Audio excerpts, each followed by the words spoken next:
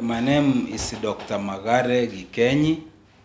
I am a consultant trauma and general surgeon based in Nakuru. In addition, I'm also a human rights defender who ensures that justice and fairness is served in the community. So currently I'm also an employee of Nakuru County Government. So Dr. Magare, I'm seeing that you are eyeing Nakuru Town West seat, parliamentary seat. Okay, yes, as you have said, yes, I'm eyeing the Nakuru West constituency as a member of parliament. For now, I'm serving residents of Nakuru County as their surgeon. I'm doing the work. Once we reach there in 2027, I intend that time to vie for Nakuru Town West MP so that I can rectify what I think is going wrong. That's why I am where I am, so that we ensure there is fairness and justice in society.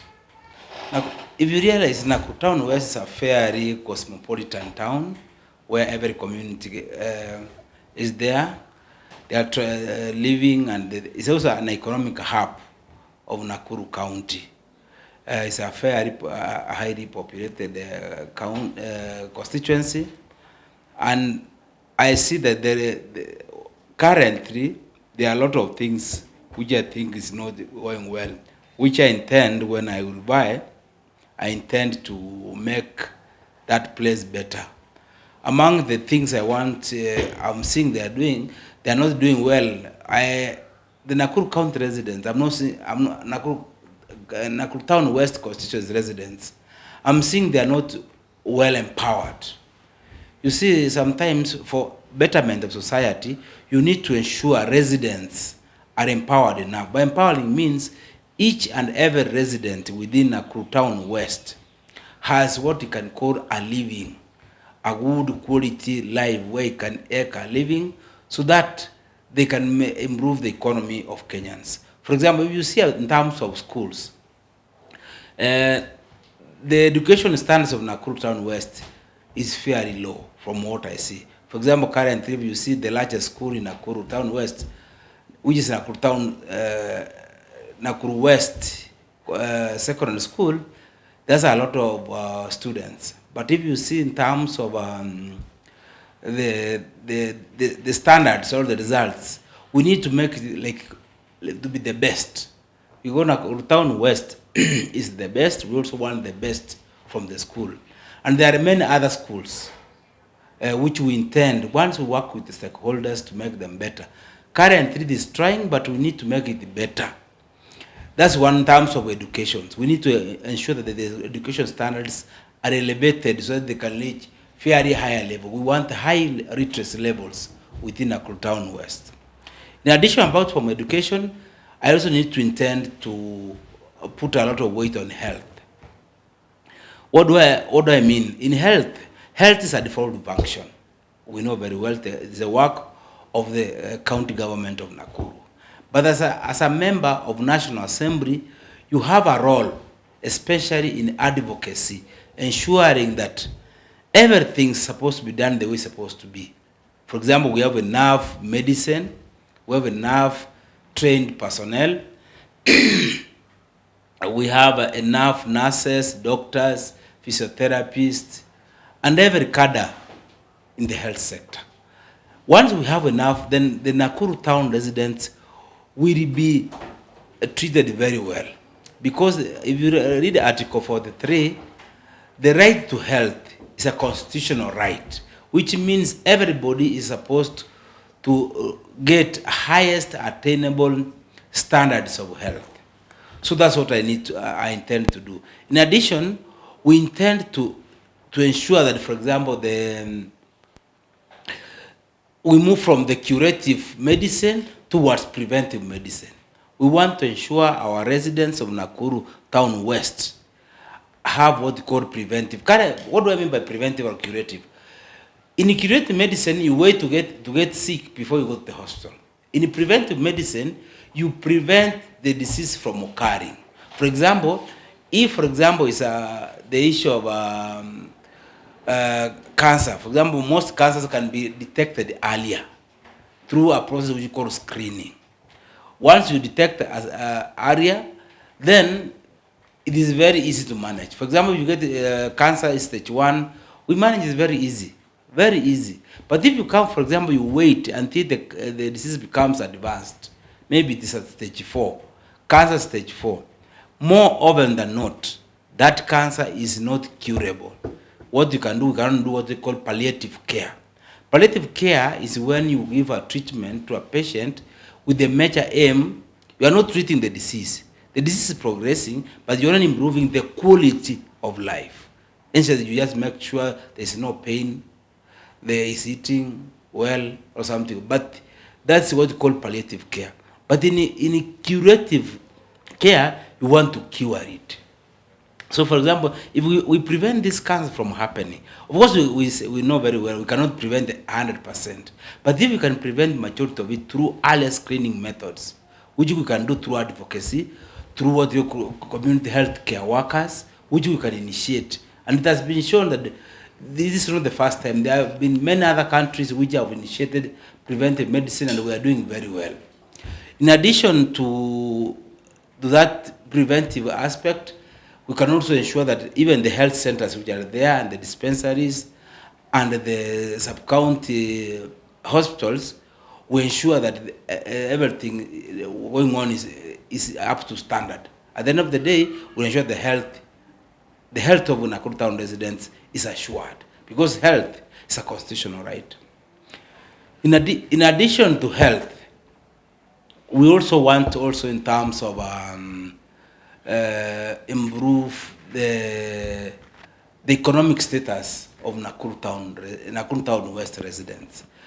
That's what I studied. But if you want to make, sometimes the challenge we have, some leaders want to rule. They always say, there's a philosopher who said that if you want to rule for life, you ensure that your constituents are poor, they don't have money, and they have poor health. But me, I'll do the opposite. Ensure that my residents, the Nakuru town West residents, have education, have good health, and they are empowered, so that at the end of the day, they have money in their pockets. Not a mirage money, real money. This one can always be done by what we call empowerment, what we call economic empowerment. Economic empowerment comes in many other ways. One of them is education. If you empower somebody education-wise, becomes economically empowers. Number 2, there's what we call these government funds, which are given out to each and every constituency. I will ensure that these government funds are well or equitably distributed, without favor, without anything, to all communities. As I said, Nakuru town West is a cosmopolitan town, has every community. So each and every community, when those funds come, they must be fair and transparency. This fairness and transparency, it is not even my wish, it's a constitutional requirement. If you see Article 10, Article 73, Article 75 of the Constitution, it requires state officers and public officers, when they are doing anything, to ensure there is fairness and equity.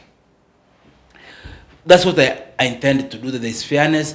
The money are given to each and every person who deserves, in an equitable and fair and transparent manner. This would include even digitalizing the same, even the application, so that everybody applies through online. Results are controlled online with the involvement of other stakeholders, and then at the end of the day, we end up with what we call a fair result of those funds. In addition, money is never enough. Even this one will not be enough. I need to initiate what I call donor or partnership with various organizations. Like, for example, I can partner with various universities, so that we can take some youths to learn more, to go and learn more about innovations. We have more innovations, more ICT, and many others. Once you do that, then we have young people like the Gen Zs who understand more, because they always say education is a key to everywhere. Once you learn more, you can innovate, you can do anything. You can go to the university, both local and international. Then we can also partner with what we call the industry players. For example, they can also offer internship. Like for example, in Nakuru, there is a couple of industries, like on the within, but we encourage those industries. So I can look for partnership with industries within and outside Nakuru Town West, so that our young people, once they finish school, they can go start their various industries as interns. For those who are qualified, we will always try to look for jobs in those areas. And if there are opportunities, we push for them. In addition to that, we can also partner with what we call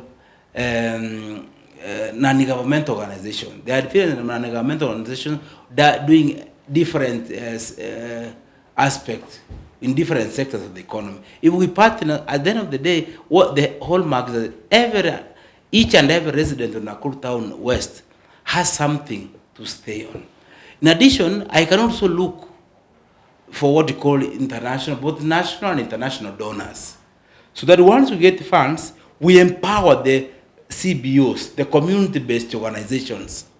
Once we get some money from those donors, each and every those community-based organizations, we empower them. They get the money. Once they get the money, then we also assist them in training on how to use the money. Because sometimes you can give somebody $1 million, then tomorrow you find there's none. So the most important, once we don't just give them the money and just then go.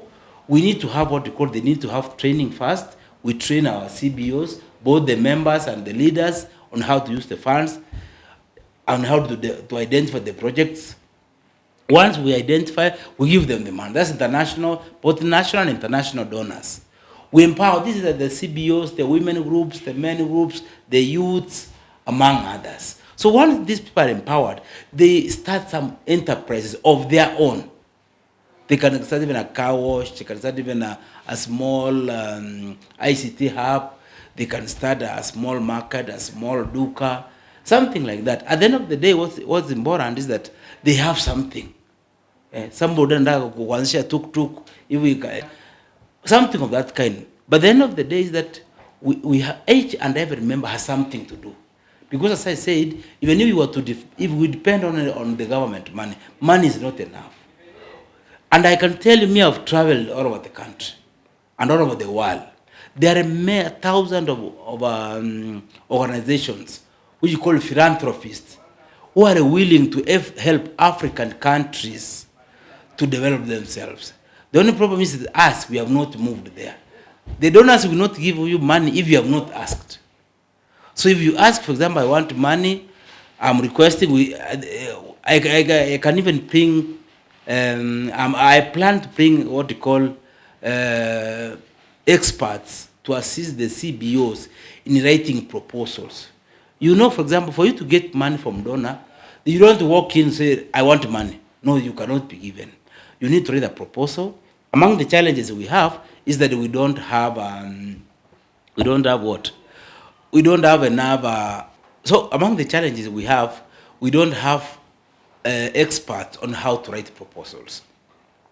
If you don't write proposal well, no, you will not be given money by the donor community. A project proposal is a major project which we intend to bring to these CBOs, and then the women group, the youth groups, each and every groups which has an organization. We assist them to write projects. I also cooperate with those international communities and even the national communities on how they can get money so that they can help themselves. Because the hallmark, for example, if for example a leader, was to come and give a leader maybe 200, 100 bob, 300 bob, just for consumption, it will not help. What's important is that we ensure what's called sustenance of any project. Among the issues which we need for sustenance is among those what they call donor funds, so that it can help us. Not even donor does not mean that you have to go to outside. There are even some philanthropists within Kenya who are willing to help people of low socioeconomic status to help themselves move up.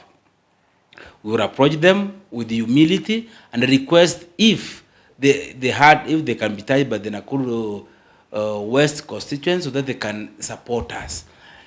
Because if you realize this thing is working in synergy, it's not that one aspect alone is the one which finishes.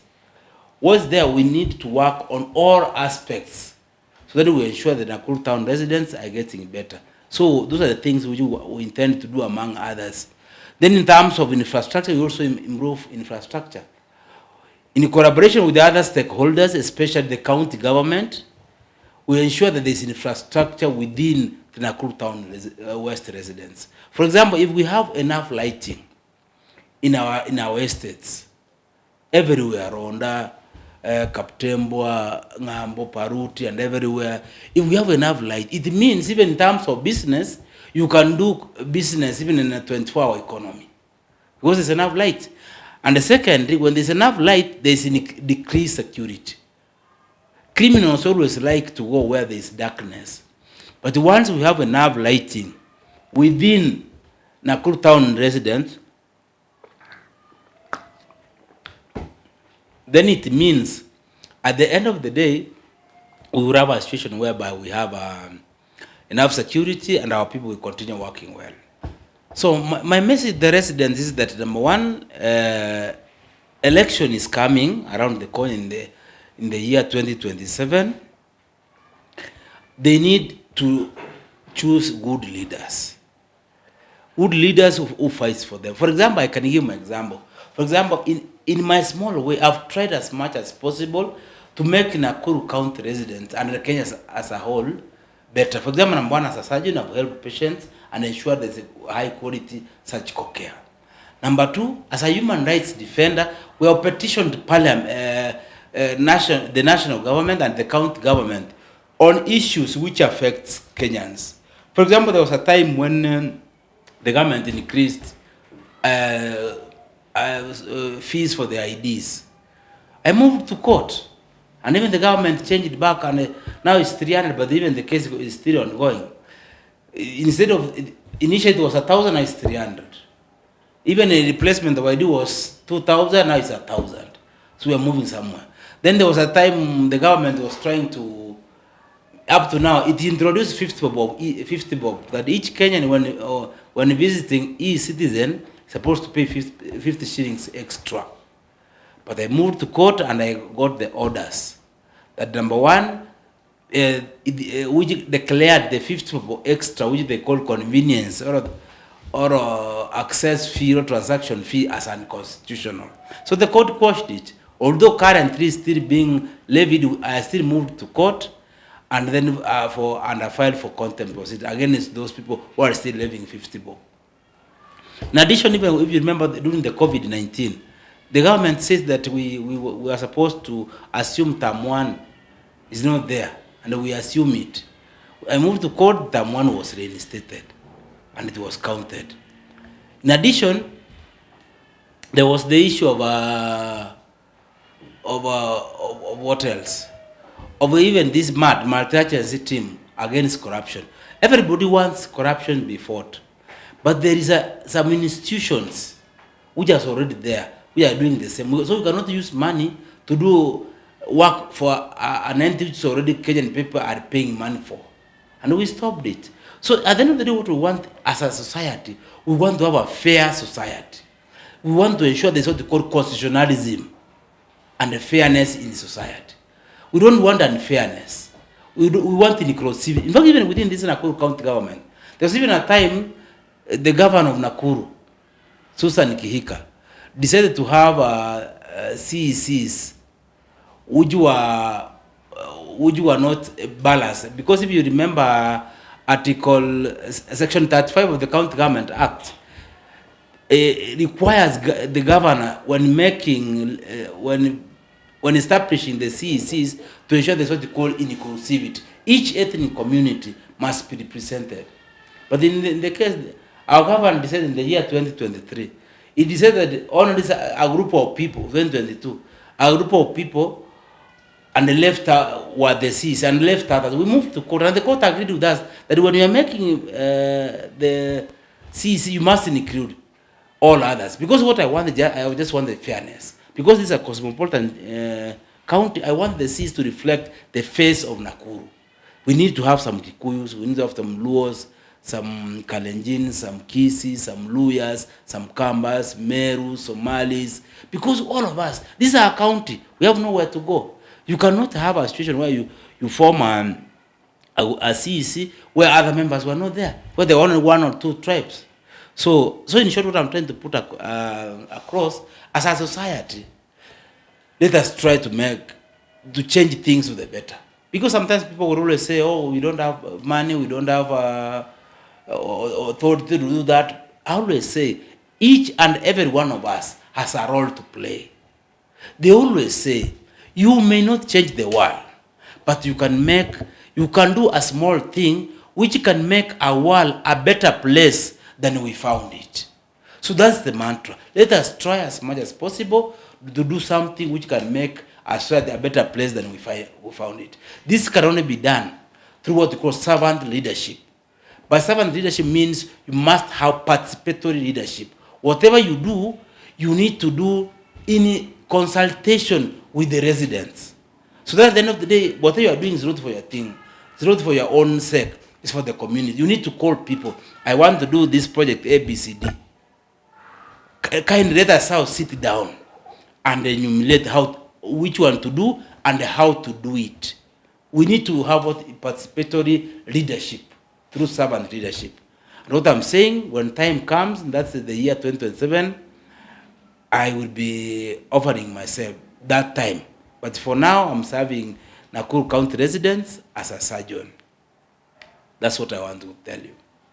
That's all.